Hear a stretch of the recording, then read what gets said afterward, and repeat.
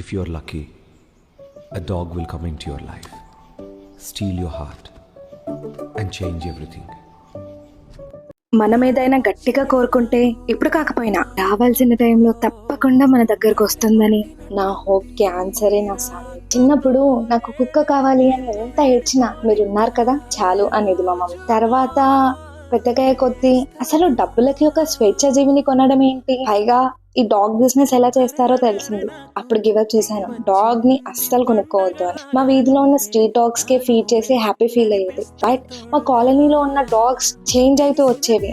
కొత్త డాగ్స్ వచ్చేవి, పాత డాగ్స్ ఎక్కడికి వెళ్ళేవో తెలిసేది కాదు. అప్పుడు నేను వర్క్ ఫ్రమ్ ఆఫీస్ చేసేదాన్ని. ఆఫీస్ ఇల్లు అసలు లైఫ్ మీద విరక్తి పుట్టిన టైంలో అప్పుడు వచ్చిందండి శాన్వి నా లైఫ్ లోకి. మా గేట్ ముందు ఒక ఫీమేల్ ల్యాబ్, చాలా దెబ్బలతోటి. She came, she stole my heart, she changed everything. Subscribe for next part.